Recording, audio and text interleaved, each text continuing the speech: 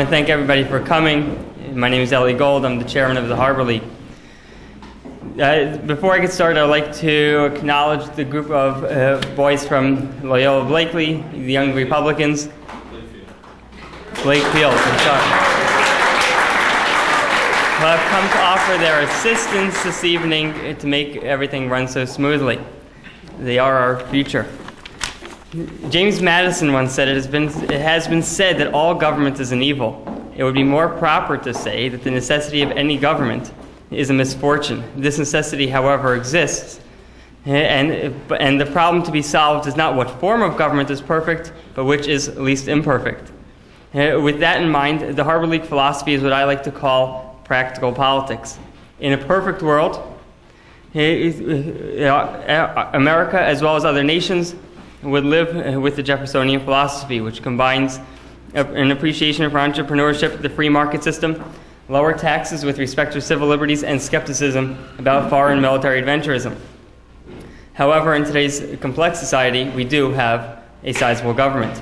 Through speakers, roundtables, and other events throughout the year, the Harbor League intends to explore the political thoughts of the best of political philosophy, including Jefferson, Madison, Hamilton, and Burke, as well as provocative contemporary philosophers like Irving Kristol, Donald Keegan, Bill Bennett, and others, with topics like economic issues, from tax reform, should we have a flat tax or a straight sales tax, or Social Security and private accounts to charter schools, and issues like separation of church and state.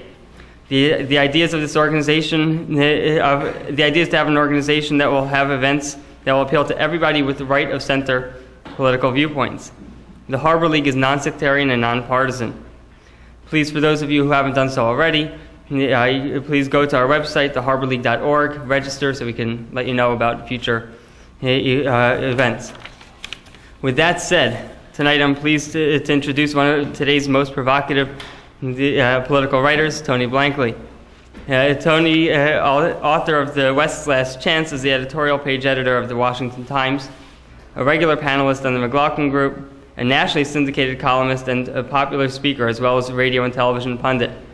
For 7 years, he was press secretary to Speaker of the House, Newt Gingrich, and before that served as President Ronald Reagan's speechwriter and a senior policy analyst.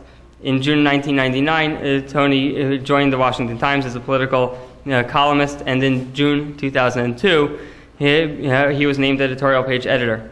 Following his remarks, Tony has agreed to take some questions, and his new book will be available for purchase, and Tony will be available to sign his books.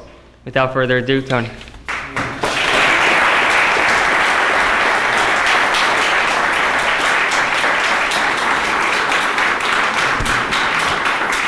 Well, thank you very much. Being a provocative speaker, when I think of someone provocative, I sort of think of Madonna. So I'm afraid I'm going to disappoint you. I just try to talk common sense, and it could only be provocative to people who lack it, I suppose. I'm actually, we're going to talk, as I said, basically about my book and current events as they apply to it. But I have actually come to hump another author's book, and of all people, Alan Dershowitz, the famous liberal Harvard professor. I wrote a column on his book, which comes out next week, which I read over the weekend, and I think it's a perfect book to follow on with my book on the rise of radical Islam, because it is a very serious consideration of what we need to do jurisprudentially to deal with the danger of radical Islam and weapons of mass destruction. And coming from a left-wing civil libertarian, anti-capital punishment scholar of renown, I'm happy to try to push it, because as I was talking a little earlier this evening, I think it's important for us to try to find a common ground in politics that crosses the ideology on the question of our national survival. And it disturbs me that currently we are so divided. Although I'm a happy partisan player, I started out as a youth coordinator for Barry Goldwater in 1964 in Southern California, and I've been a cheerful partisan fighter all my life, and I believe in partisan politics, and politics is a team sport, and there are two teams, the R's and the D's, and you ought to fight it out. So I'm not against partisanship, but it's becoming dangerous in how it's blocking us from being, I think, rational in the way we deal with national security. So I look for opportunities, while cheerfully being partisan on most issues, to find potential people of intelligence and goodwill across the divide who I can say good things about. And so as of this morning, I am pumping Alan Dershowitz's book, Preemption. So I just want to do that before I get carried away with everything I say and forget to endorse it, because it does not come naturally to me to endorse Alan Dershowitz. I was thinking when he was talking about, in a perfect world, what kind of government we'd have. Of course, in a perfect world, there would be no imperfect people here, and so it would be a world without humans. It's the imperfections, of course, of humanity that make government such a challenge. I got an email yesterday from a gentleman who said he had given a copy of my book to his wife as a Valentine present. And I don't respond to every email because I get a lot of them, but I sort of browse through them and pick and choose who I respond to. This guy I had to respond to, because anybody who I think this is a decent book, but it is not the natural Valentine's gift. And I said, you must have a high regard for your wife's intellect and thoughtfulness to think that she would find value in this as a Valentine gift. On the other hand, it's not fattening and it won't wilt. But but it's a serious topic. I've got to say, I am sort of a naturally jolly fellow, and I'm not an alarmist by nature. My dad, we were English, and when I was 14 or 15 and enthusiastic about something or other, my dad was and still is a perfect English gentleman and a very practical man, said things in life rarely are as good or as bad as they seem. And that has always been sort of my view. Don't get too excited about all the upside potential of something, because it probably won't play out that well, and don't worry, because disaster doesn't usually happen. So, and most of the organizations I've been in, political or otherwise, I've sort of been the guy who sort of keeps cool and says, let's not get too excited, let's just execute today and get the job done. And so I find myself as something of sort of a Jeremiah, and as sort of an alarmist and someone wandering around the country warning of danger, very much against my own type. And I come to it only begrudgingly, based on the evidence. Now, when I wrote this book, I finished writing it in May of last year, went to the editors, and we published in September of last year. And I anticipated in the book that there would be a radical Muslim terrorist attack in London. I anticipated that there would be urban Muslim violence in European cities, and the first city I mentioned was Paris. I anticipated there would be an uprising or violent demonstrations by Muslims around the world offended by blasphemous European art. I predicted that a English museum would withdraw an artwork because it was offensive to Muslim sensibilities. And all those things have come to pass since I finished writing. And my point of reciting that is not to say that I have any clairvoyance, because I don't believe I do.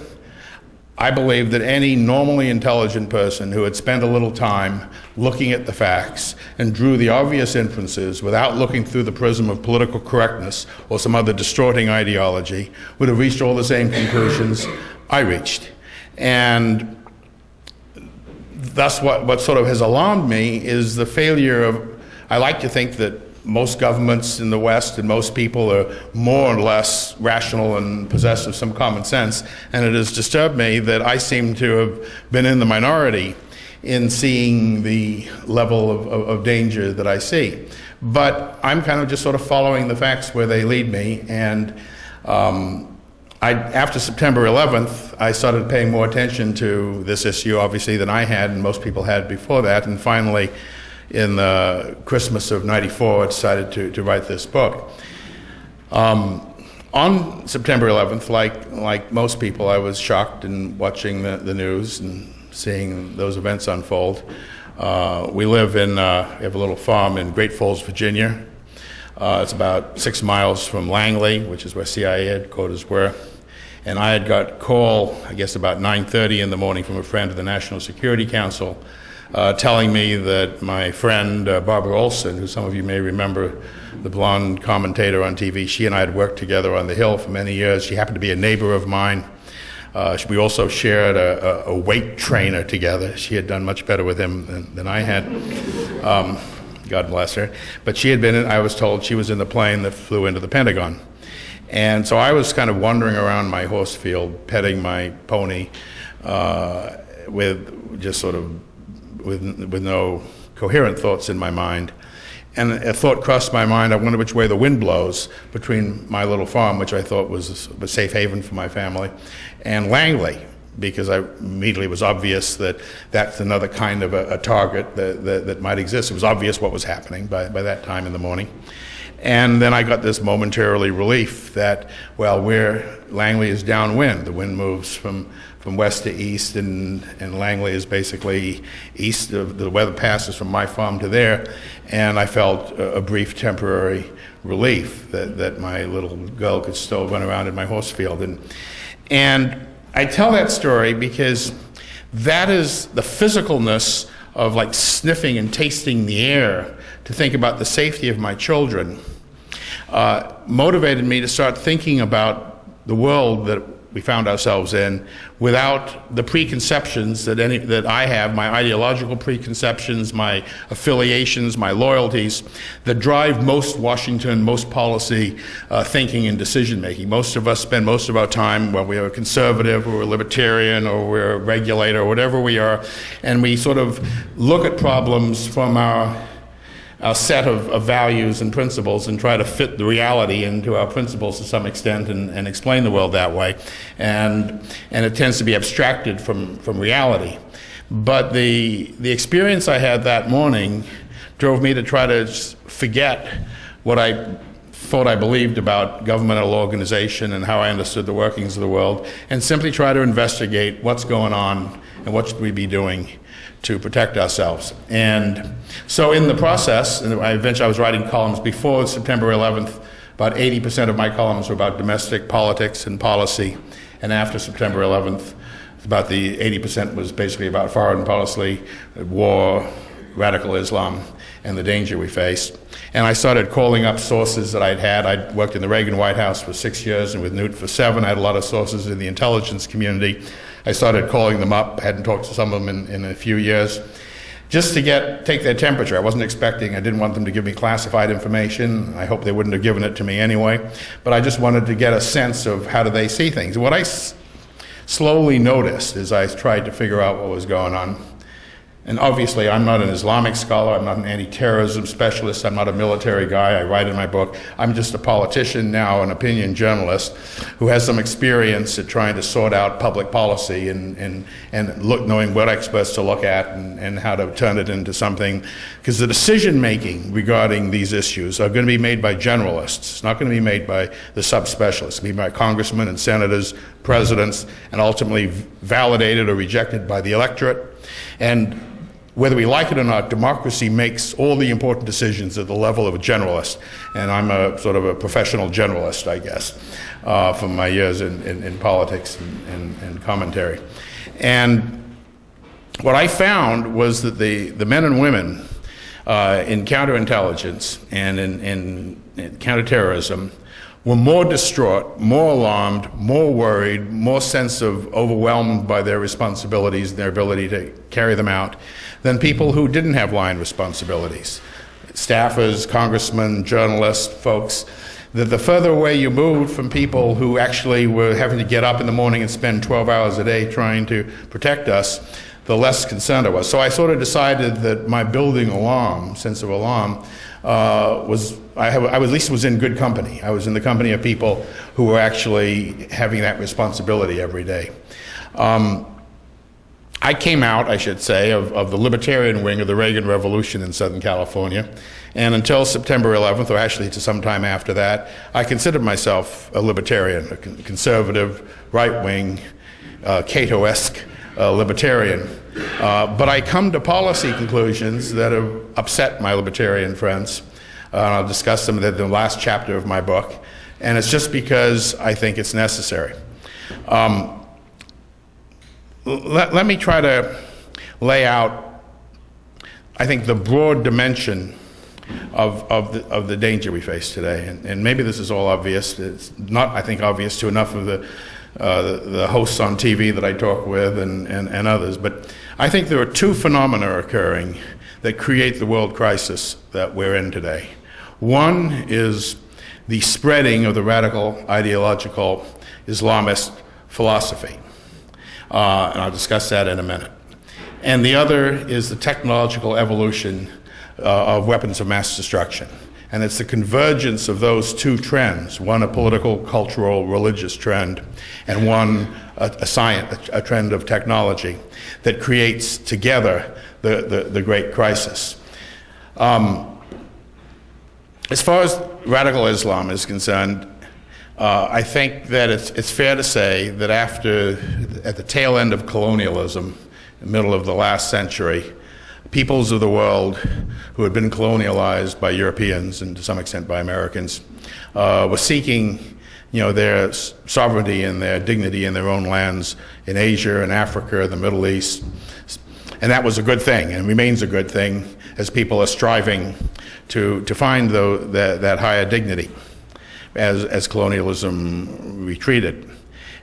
Unfortunately, in Islam, in Muslim world, as they were seeking that, the ideology of using terrorism as a device to advance the cause of the Muslim people became connected at the most senior intellectual levels with the rest of the radical Muslim theoreticians of mid-century. A man named Sahib Qutb, Q-U-T-B. I can't pronounce his name right. I asked the Egyptian ambassador how to pronounce it, and he told me, don't worry, it can't be correctly pronounced in English. So I take comfort in that, but it's something close to Qutb. And he was a young radical Egyptian intellectual, came to America in the late 40s, and hated everything he saw here.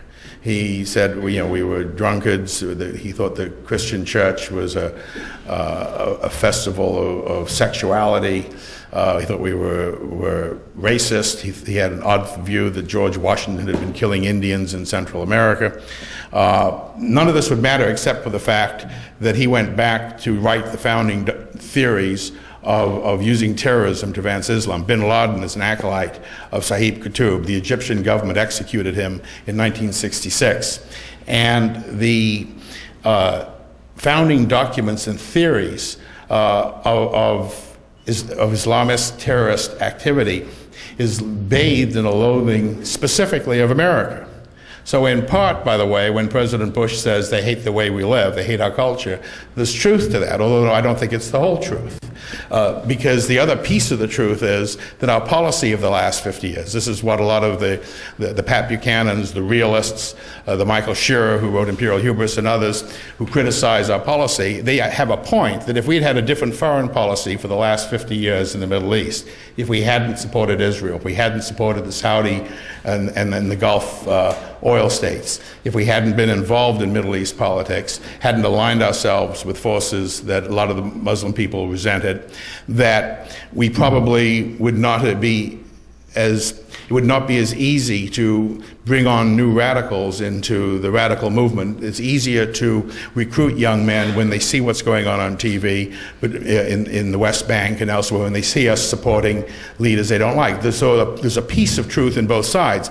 But those who say, and I have friends on both sides who angry at me for saying that our support for Saudi Arabia and Israel, which I support, but just being objective, you cannot. I've talked with a lot of our guys in the field. I've talked with special forces guys who are trying to win over communities, village at a time, and they tell me, yes, of course, when what the folks see on TV in the West Bank does make it harder for us to win the hearts and minds. So both elements have an element of truth. But the fact is that radical Islam, with use of terrorism, has a strong level of pure hatred of America and our values, and that's simply a reality that the Pat Buchanans, who is a good friend of mine, and the realists who poo-poo that issue, simply fail to recognize as part of the danger. Now, until about 20 years ago, these radical ideas were largely possessed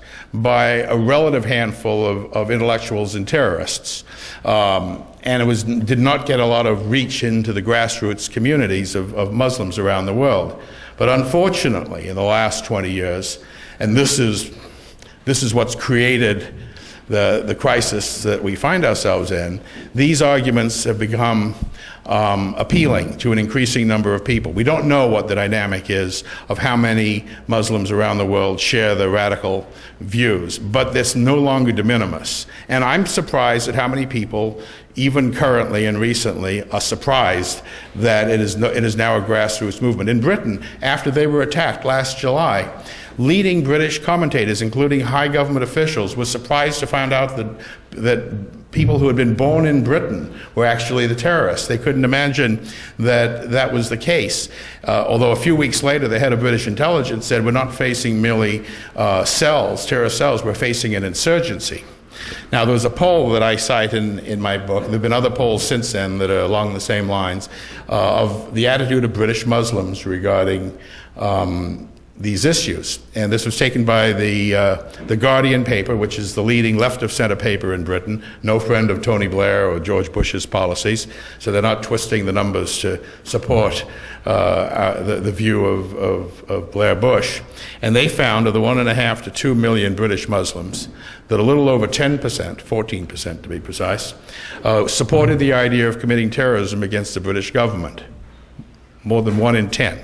Another 30% would never commit terrorism themselves, but would never assist the government or law enforcement in catching a co-religionist who might have either committed or be suspected of preparing to commit a terrorist act. And 61% would prefer to live under Sharia law, that is Muslim law, rather than under British law. Now, there have been other polls since then. The numbers have been bouncing around. And, there's another poll out just a few weeks ago that shows 45% want Sharia law. And I've been in politics too long to believe any one poll. But it's unambiguous that we're looking at levels of intrusion of these radical ideas and these ideas of being alienated from the host culture that is no longer de minimis. We're not talking about a few hundred or a few thousand. You're talking about 10% of 2 million at least say they support the idea of committing terrorism against the country that most of them are citizens of. Many of them were born into. A lot of them are second and third generation Britons. As alarming as the percentage who say they would do that. Now, of course, most of us are blowhards and we wouldn't act on our words, but it gives you some sense of the attitudes and the mentality. But beyond that, the levels of alienation that would drive 6 out of 10 British Muslims, and Britain is not the worst country in the world to live under their law. I mean, of all the law systems in the world, most people think the British is in a zone of adequacy. 6 out of 10 would prefer to live under Sharia law. It shows you a level of alienation. There's some other polling, and this is not largely poll-driven, and I don't want to focus on polls too much, except to give some quantifiable thing to hold on to as we look at this problem, because you hear a lot of people say, well, it's just a handful of people. This is going to relate, by the way, to the news of the day, to the question of the ports. I'll talk about the ports later on, whether there's a danger or not. Well, if you think that there's only a trace element of radicalized Muslims in the world, then you don't worry as much as if you think that it's 10 or 20 or 30 or 40 or 50% who are radicalized, because then the difference between being a British company hiring and a Muslim country might in fact make a difference if you're pulling off of a large core of people who are potentially radicalized. the attitudes shift. You don't become a pure radical, whether you're a Muslim or a Christian or an atheist. If you're a radical right-winger or simply a conservative, there's a gradation of positions when you, and it's not enough to say he's radical and he's not radical, but it's growing attitudes of hostility to the host culture that is a deeper concern. I show the polling data showing very dramatic movement away from wanting to integrate into European culture. In a one-year period in Britain, the percentage of Muslims who wanted to integrate moved from 43% to 31%. Now, for anyone of you who've worked in polling data, to see those kind of demographic shifts about such a fundamental issue as do you want to integrate into your society or do you not want to integrate into your society, those are dramatic numbers. You're seeing it moving from a little under 50% down to a third in a year. And the percentage who want to isolate themselves is sort of staying constant, and the percentage who want to actually hostilely convert the host country to their own culture is going up. So these are the trend lines. Now, what the exact numbers are matter less than the fact we're looking at trend lines that are dangerously going in the wrong direction. This is Europe, this is not United States. I've not seen any polling on the United States. I focused more on European Muslim attitudes. I think they're further along down the problem. They have deeper problems than we do. But I do believe that Europe is the canary in the mine shaft for us, and we should not blissfully think that we are immune from the problems. There is the madrasas that are being radicalized with Wahhabist money. And I've talked to people Muslims who say that they've been in mosques that have been traditional, conventional, respectable mosques, and they get bought out by Saudi money to install a radical imam in their, or mullah in their mosque, and then they start preaching a more radical approach. So the petrodollars, Wahhabism was an obscure desert sect, like so many other obscure desert sects. It became a world issue when it got funded by the billions of petrodollars that come out of us having to buy oil from the Middle East. So it's all kind of connected in a process that's allowing them to undercut. It's one of the reasons I talked to a Clinton advisor, a close Clinton advisor, after they left office, as to why they think that Arafat turned down the deal, the best deal that any Palestinian was going to get on the West Bank and a Palestinian state. And this particular senior Clinton advisor was utterly convinced, maybe he was right, maybe he was wrong, but he was convinced that Arafat was convinced that if he came out in favor of the deal, he'd be promptly assassinated. Now, how does that relate to the madrasas? They are generating a whole generation, or training a generation of young men and now young women who are buying into or being taught this ideology and will grow up to assassinate any leader who wants to be a statesman and make peace. So, it all interconnects into a growing danger. Now, this would be a bad enough problem standing alone, the rise of radicalism. And I think this, by the way, is an energy force that we should not underestimate. This is I'm not a historian, I've read a fair amount of history, but as I look at it, and I've talked with people, I've traveled around the world and in the Middle East, and I'm convinced that this is an explosion of energy coming out of the Islamic people that may be comparable to the explosion of energy that came out of the European people in the 15th century. Where suddenly, for reasons that historians and sociologists and anthropologists can debate forever, energy comes together, and confidence and an outward thrust of people moves outward in all directions. Europeans called it the age of discovery. The rest of the world called it the age of colonialism and imperialism. And we should not underestimate the quality of the men and women who are now being inspired into the ferment of Islam. Not that they're all terrorists at all, but that there is this growing energy of a fifth of mankind, and it will be seen to be, 200 years from now, they'll look back and say, this was the period when a great historic moment occurred, and we saw this energy exploding out of all these people, and there will be consequences. We're just the beginning of it. It'd be foolish to try to predict what it is, but it is not just a handful of people, and it's not just an organized process. The Renaissance, the age of discovery, was not a hierarchical process. It was a people emerging and expressing themselves in new and radical ways. And that's what we're seeing in different philosophies, but that's what we're seeing, I believe, today. And so we shouldn't discount the magnitude and the staying power of the energy that is being released today, for good and for ill, probably. Now, that's the one wing of trend that is, I think, disturbing. It would be bad enough if that were the only trend.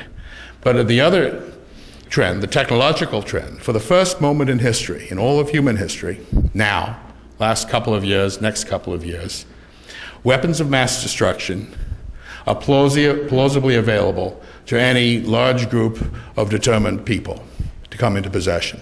That's never been the case in the 35,000 years of human history. Until now, if you had a handful of aggressive people, they could only kill a handful of people. The anarchists of the late 19th century could throw a bomb into a carriage and kill 15 or 20 people. But in order to kill millions, you had to be a Hitler. You had to be the leader of a great nation of 80 million people to be formidable enough to cause the kind of death that a Hitler could commit. And yet today, for the first time, a relative handful of people can come into possession of weapons that can do that kind of damage. And I don't think most people have really come to terms with that fact.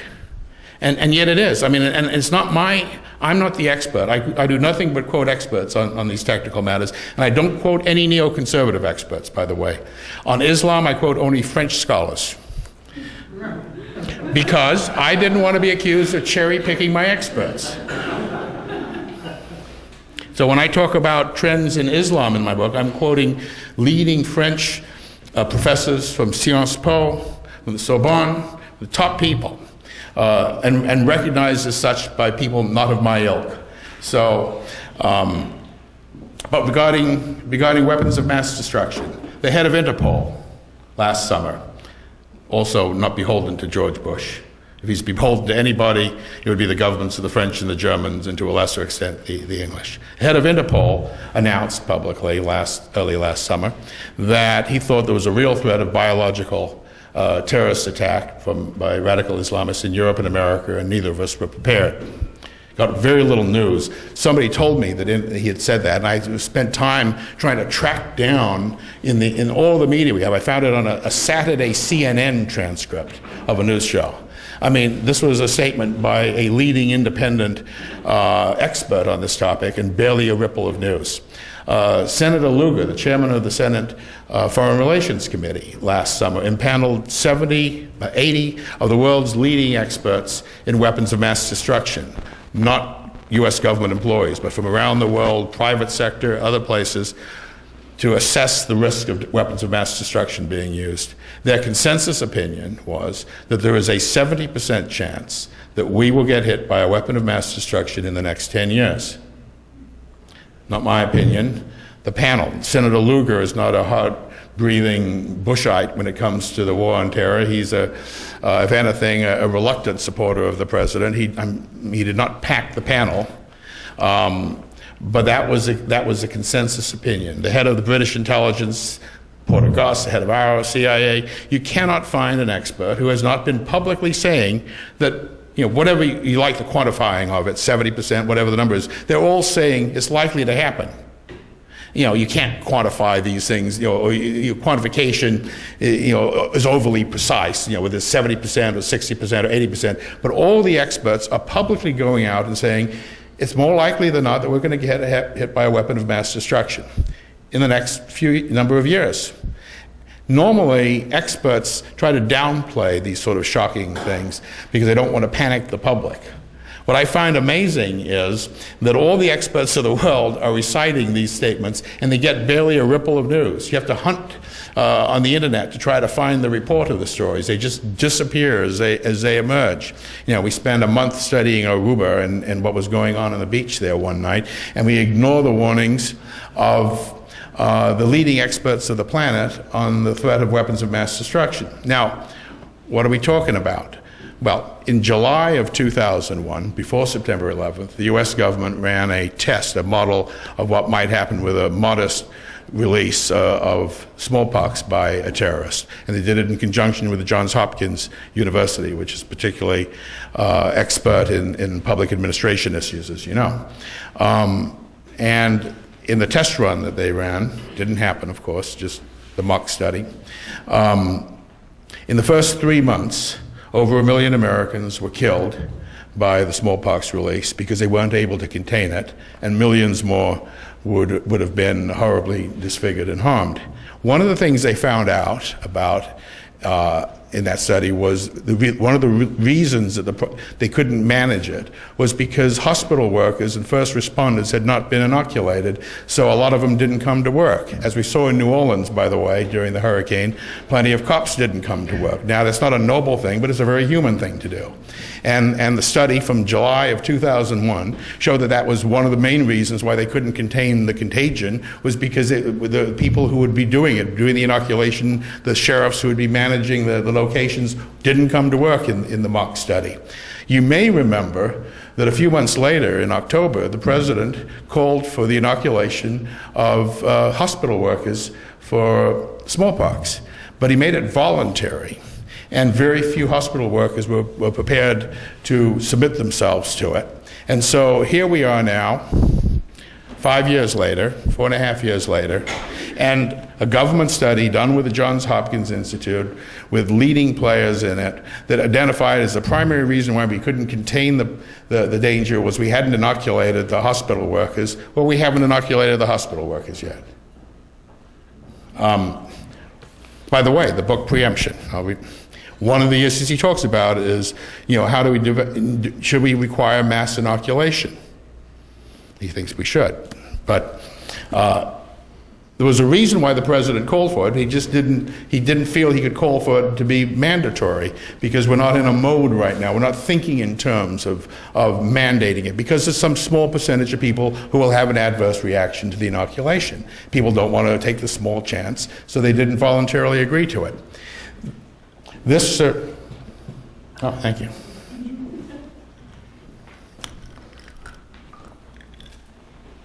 Is there any gin in that? Any gin? That leads me to, how much time do I have, by the way? It's 7:45. 5 minutes. Oh, okay. Glad I asked. Glad I asked. That leads me to one of the key points I make in my book, which is that we are suffering from complacency rather than being seized of a sense of urgency. And you see that. And I have a chapter in my book on how we defended democracy in the 1940s during World War II. And these two wars could not be more different operationally, and I understand that. That was a classic war, millions of men in arms, organized formations, men in uniforms, normal battles. This is largely a struggle of information withheld and sought, of dangerous weapons clandestinely moved. But the thing that is the same in all wars is a question of what kind of a war-fighting strategy you have, whether you have a sense of ruthless determination to win, or whether you're complacent and careless and not motivating and marshaling your forces to maximize your chance of victory. And in that regard, I make some comparisons between today and World War II. Today, the biggest new program in Homeland Security since September 11th is something called Project BioShield, $6 billion to develop vaccines for possible biological attacks. It took the president, who is a friend of I know over the years, I support. I wrote the editorial endorsing him for president. I'm putting aside, I say anything negative about this administration despite my partisan loyalties and personal friendships. So it's not partisan, but it's one of those things I've put aside. It took the president 1.5 years, 17 months to come up with the legislation for what he and his people thought was the single most important new program. It then took Congress another 1.5 years to pass it. It took us 3 years just to pass the enabling legislation, which didn't make us any safer, which started a process that'll be years long to develop systems, both economic and scientific, to develop these vaccines and have them ready to be used. 3 years. 3 years from conception to just passing the enabling legislation. Well, in June of 1942, few months after Albert Einstein wrote a letter to FDR saying this formula of mine might be used in a military sense someday, E equals MC squared, Roosevelt had hired Leslie Groves, then Colonel Leslie Groves, to run what became known as the Manhattan Project. And in the following 3 years, they spent the equivalent of $23 billion, hired 130,000 people, built cities in the desert, conceived, developed, perfected, tested, and delivered to the Army Air Corps 2 atomic bombs that ended World War II. 3 years from conception to completion. Today, 3 years just to pass the enabling legislation. One other example. These are very different wars. Beginning of World War II, we were producing 9,000 combat airplanes a year. Roosevelt was told by his military people, in a dream world, we'd love to be able to have 100,000 planes a year being built. By 1944, we were building 100,000 combat airplanes a year. To do that required great acts, not only of industrial work, but of imagination by our government. I'm a conservative, but FDR was a hell of a wartime leader. He was a duplicitous man, he did a lot of other things, but he was and in order to get to that 100,000 planes a year, they had to be building the factories before the design of the plane was even off the drawing board. They had to be training the workers, building the die machines and the tools, so that when the plane had been designed, the factories and the workers and the cities around which had to be built around the factories were there ready, so that by 1944, we had the 100,000 planes being produced a year. Now, we don't need 100,000 planes a year today. We need Arab translators and Farsi translators. We got terrible shortages. When I wrote my book, there was 120,000 hours of backlogged, untranslated FBI intercepts from Arabic, for a lack of Arabic supporters. Same problem at CIA, at the Pentagon, at State Department. If you look what all our different government agencies are doing, they're bragging that they've increased 10% over the last 3 years the number of translators. They're still going to, grad schools and looking at, can we get...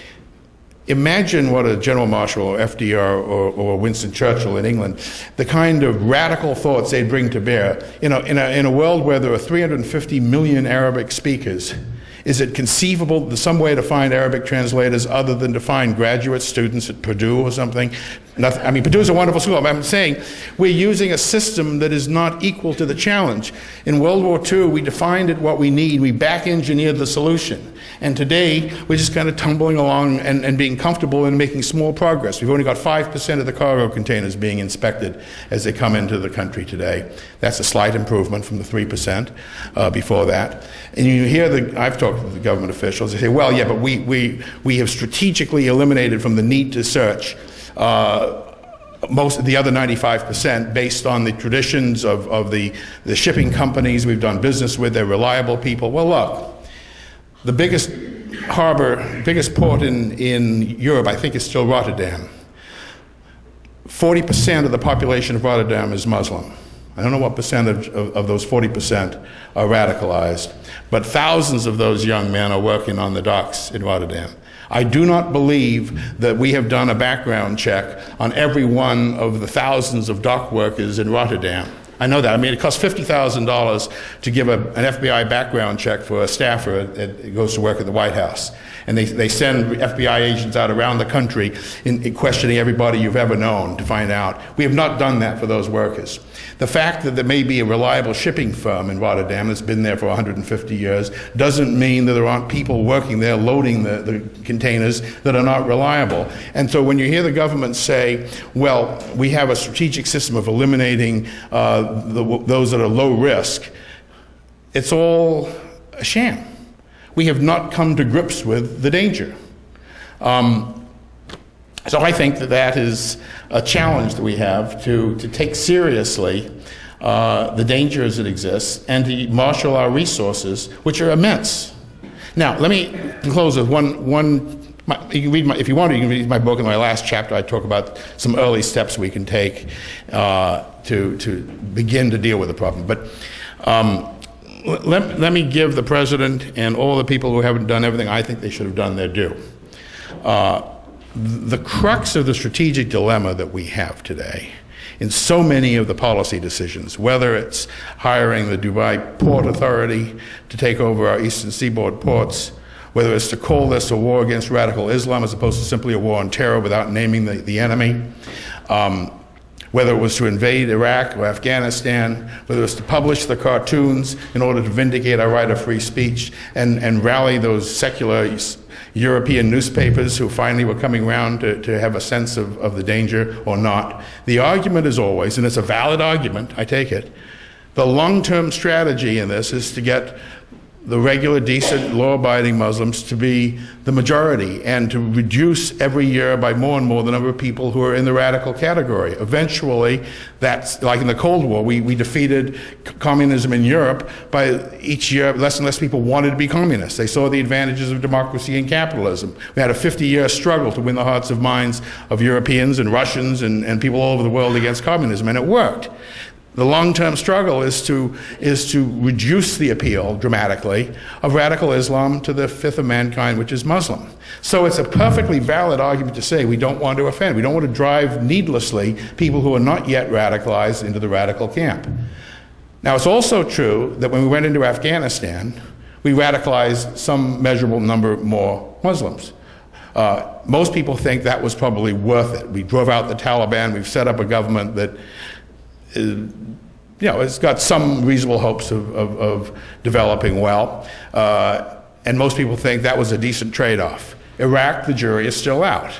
A lot of people think, as Rumsfeld himself said, I don't have a metric to know whether we're creating more terrorists than we're killing, and radicalizing more people than we're bringing to democracy. So the jury is out on that. I support it. I supported it then. I continue to. But reasonable people can differ. On the question of republishing the cartoons, yes, it's true.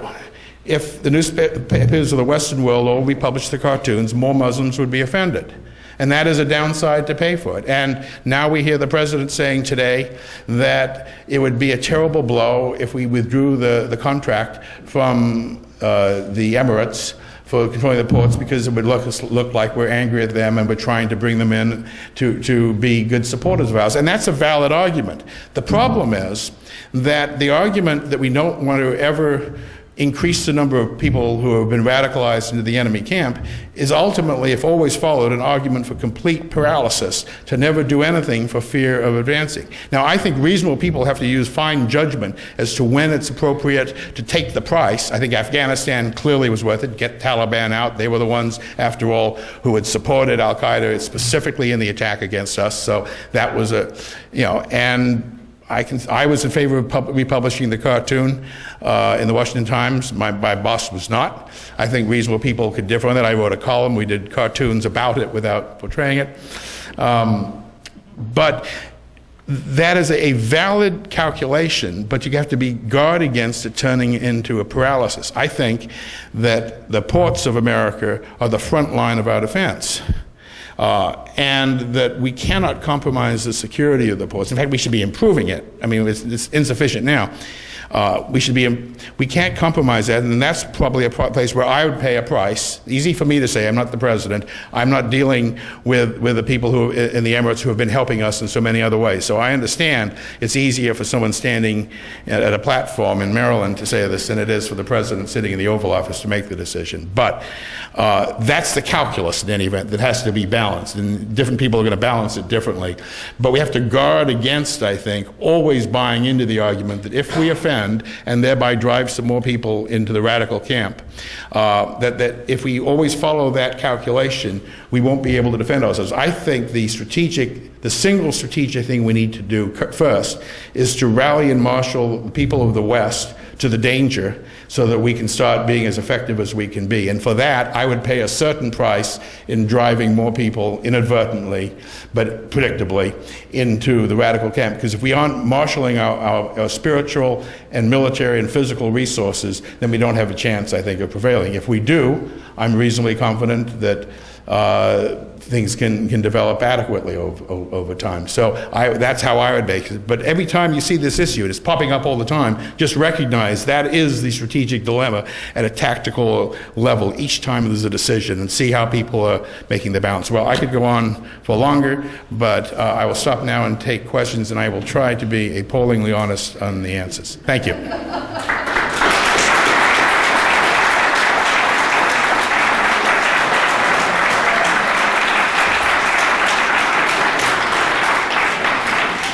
Yes, sir. two questions. One, a pretty reliable source mentioned to me that Al-Qaeda could attack America anytime it wanted in some fashion today, but it's not doing it because it doesn't want to arouse the kind of attitude, will, and resolve that you're talking about. The second question is, are you familiar with the Islamic Institute and its relationship to Karl Rove and Grover Norquist and the influence it has on the President and the White House? And is that in some way connected to decisions like the Dubai court question? Now, let me cheerfully take the first question and regretfully take the second question. I've talked over the years with intelligence experts and saying, why haven't they attacked yet? And I get the same answer pretty much from most people. They say, look, Tony, we look at capabilities and intents. The timing, the operational details, the calculation as to when they're going to do it, unless we have operational information, we're just guessing. Now, there are a lot of good guesses, and one of them could be the mirror image of our calculation, not wanting to offend Muslims. Perhaps bin Laden doesn't want to arouse Americans. I mean, that's a perfectly possible mirror image analysis that he's going through. But the fact is that we don't have, to best of, who knows what we have in intelligence. One doesn't get the sense from talking to people in intelligence, so we have a lot of operational data that we've got people pretty close on the inside. So at this point, it's essentially a chumps game to guess why they're not acting yet. Yeah, I think most people I talk to think that they could do something at some point, but trying to get inside bin Laden or Zakaria or whoever it is his mind who's going to do that is a pretty tricky business to figure out tactically how he judges things of value. Does he want to do something? One of the theories is he wants to do something ever more spectacular, and so he's not going to act until he's ready to do the most spectacular event. Others say that he's been weakened, he's husbanding his resources, he doesn't want to risk using assets until it's well planned. Who knows? I don't know anyone who's got a good answer. But the fact is that I don't know of any experts who don't think they have the capacity. And so we should expect at some point, at the time and pace of their choosing, unless we can intercept and block it by our own defensive resources and aggressive resources, that it'll happen. But when and where, that's not particular. As to the second matter, Grover is a friend. We started doing politics together here in Washington in 1981.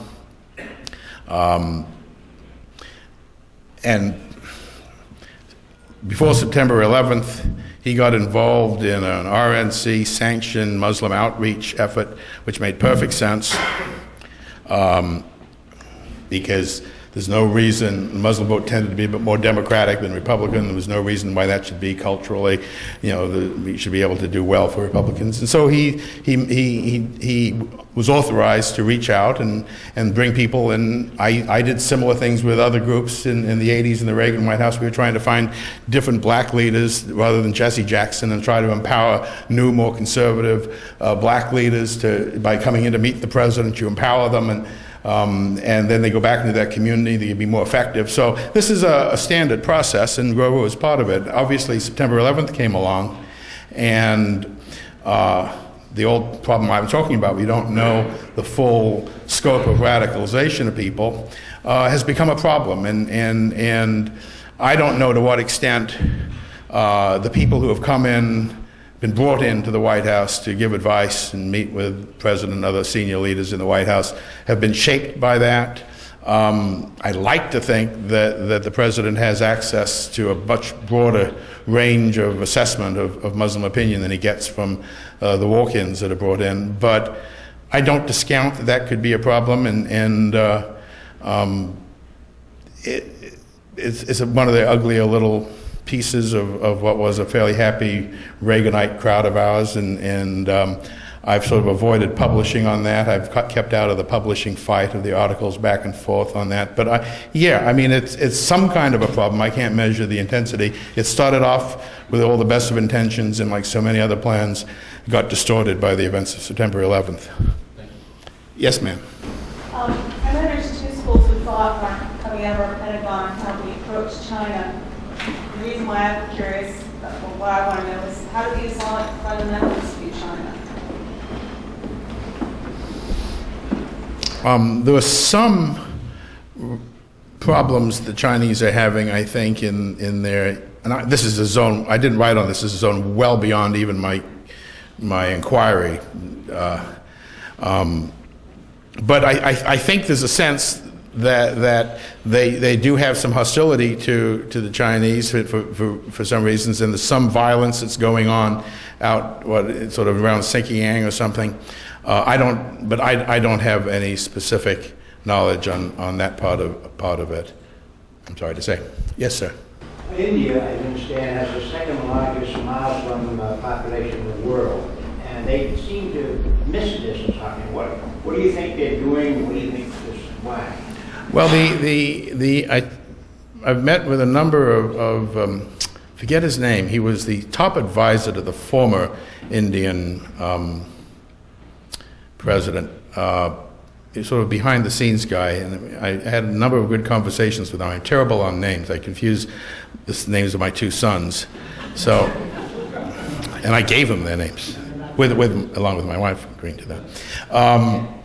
But anyway, he explained it, that it's Indian democracy that has worked well and has kept radicalization down. I don't know whether that's true or not, or whether he was just puffing, but it's certainly the case that they have not had the level of violence from their indigenous Muslims. They obviously cross-border with Pakistan, this Hindu-Muslim violence, but domestically they've been quite successful. And the argument that this gentleman put forward was that democracy has worked pretty well and the people feel like they're adequately represented. Look, there's certainly a case to be made. I mean, one of the reasons why Islam has become radicalized with politics is because there was no other place for radical political ideas to go in most of the Middle East. You had authoritarian regimes with strong secret police forces, and the only way a Muslim in Egypt or Saudi Arabia or Kuwait or Morocco or Algiers, you pick the country, could express themselves politically was through the church. And so all of the normal political passions that people have, that we all cultures have, got sort of driven through the only place where they could express it and compound it. Because when you combine political passions with religious faith, you obviously have a particularly volatile mixture. And so in India, where Muslims are free to express their political views and vote in a democracy, it's certainly the case. They didn't have to go to the mosque to advance their sectarian and secular and political concerns. They could express it straightforwardly in the democratic process, more or less.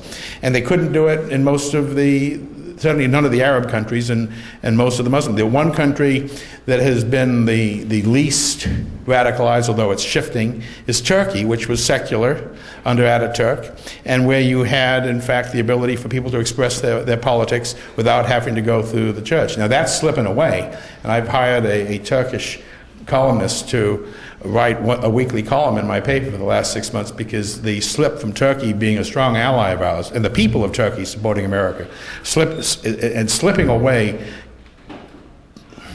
drastically over the last 4 or 5 years. And that, of course, is the one country we hoped would be the access point, the most secularized, the only democratic Muslim country other than Indonesia. And now that's slipping away. So I'm very concerned about slipping Turkish attitudes, even in a country that has got partisanship going. I mean, part of it is that the fundamentalism which is spreading, and fundamentalism, as it is in some Christian churches, is a form of reform, and separate from radical Islamist violence. But the fundamentalism is certainly advancing, as fundamentalism has been advancing in Christian faith in the last quarter century in America. And while that doesn't suggest violence, it's also the case that the radicals are also fundamentalists. So it's another twist on it. Yes, sir. It seems to me that there's a fundamental difference in the character of the Muslim communities here and in Europe. Here, the Muslim community is rather prosperous. In Europe, it's early class, especially on the continent. And it strikes me also that because of that a major factor in the radicalization of Muslims in the West is that status of Muslims in Europe. And at the same time, I just read your paper the other day that while our defense budget, including expenditures on this war on terror, have escalated dramatically in recent years, Europe's have been diminishing. So it seems to me that, there has to be some distinction made in where the problem is emanating from in the West and who is not doing their share of addressing that. Yeah, I mean, it's certainly, it's certainly plausible that poverty is a wonderful feeding ground for radicalization, and it's sort of almost, it's certainly intuitive to the Western mind. It's also the case that Western analysts tend to look at everything through the prism of materialism. Whether you're a communist or a capitalist, we tend to look through human motivation on a material basis. We tend not to look through it on a cultural and a religious basis.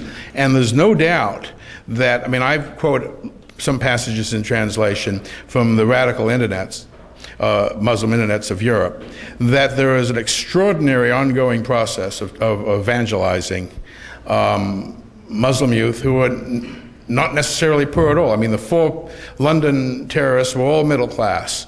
Most of the bombers in September 11th were middle class. They were not poor people.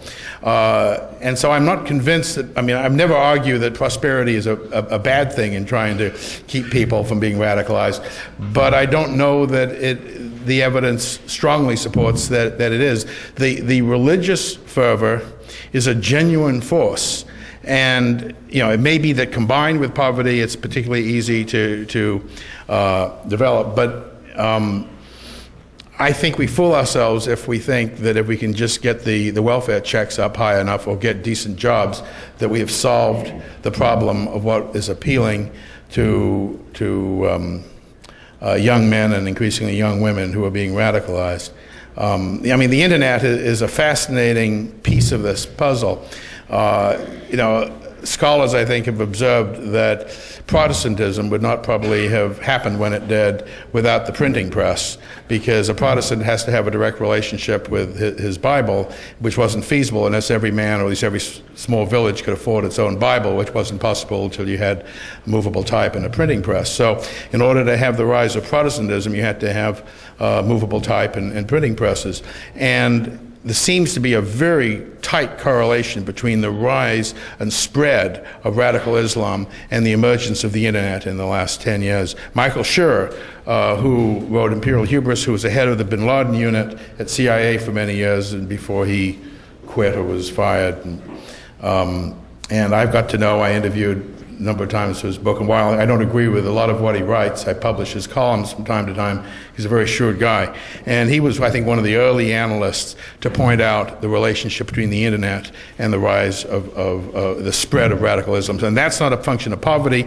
I mean, that's people who, at the minimum, have access to a computer.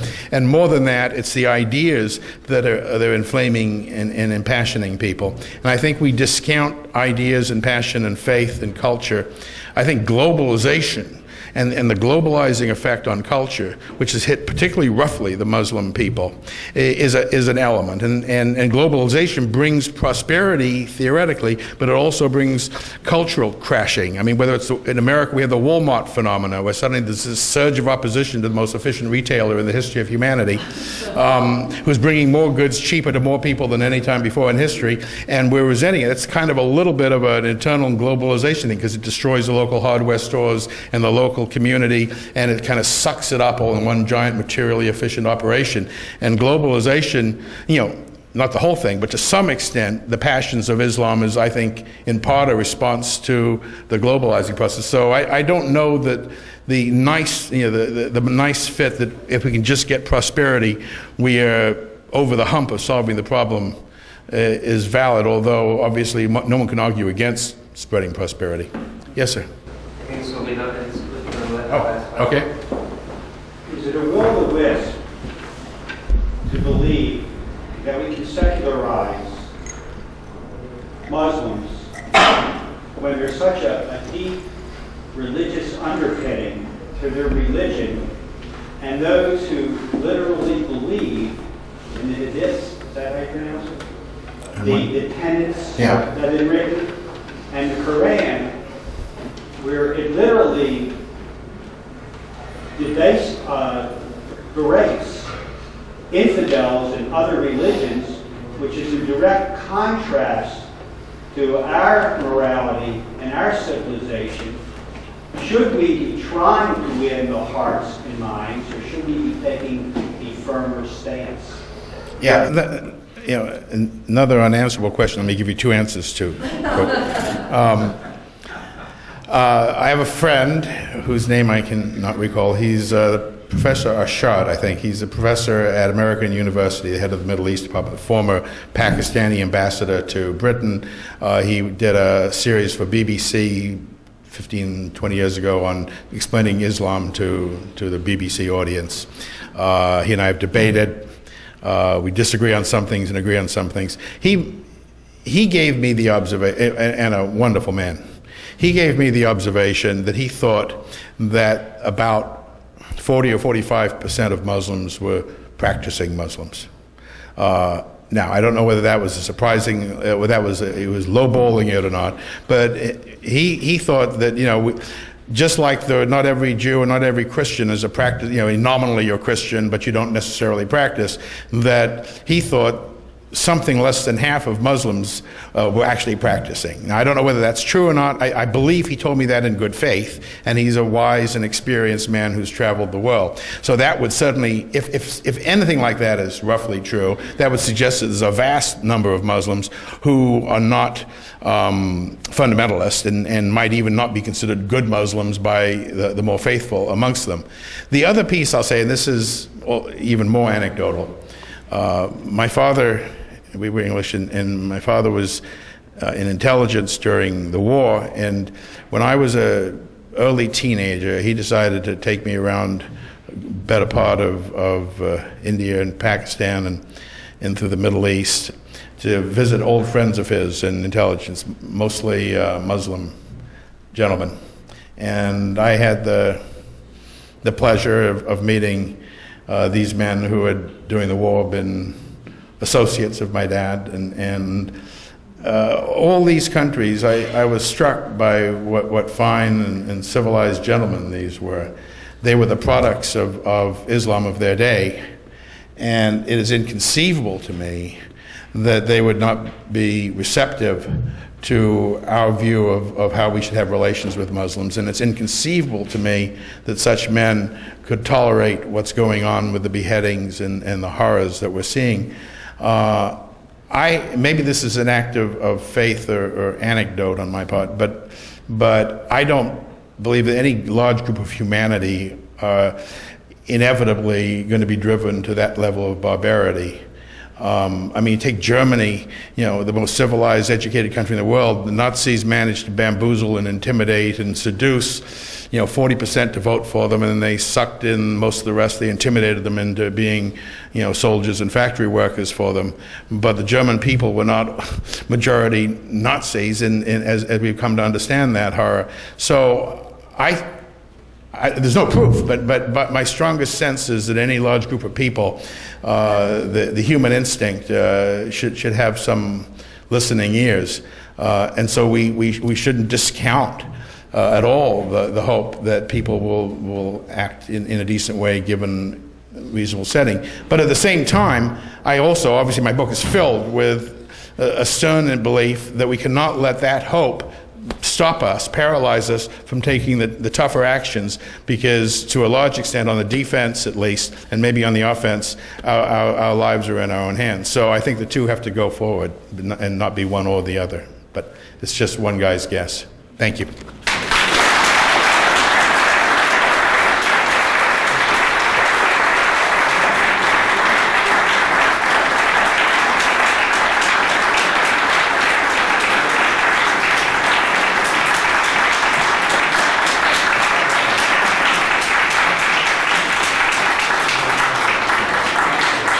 I thank Tony for coming out tonight. Unfortunately, due to time constraints, we had to cut it with only 10 minutes left.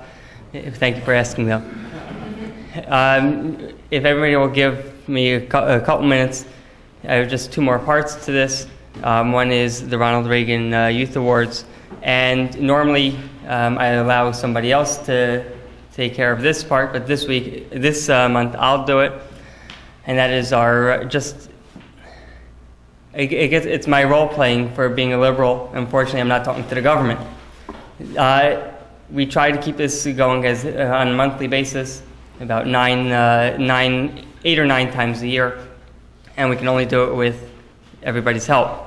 There are a number of memberships, and for people just to review the membership form, and if at all possible, to join, that would be great.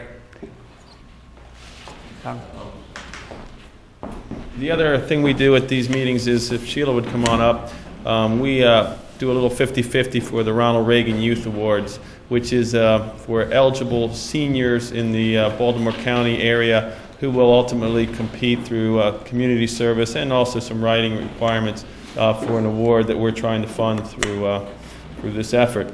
So if Mr. Blankley would be kind enough to pull our winning ticket out. And the winner Trust will me to get do that? $38. $38. Lucky you have a wide jaw there, my fat hand. Can you read it? The number is 192797.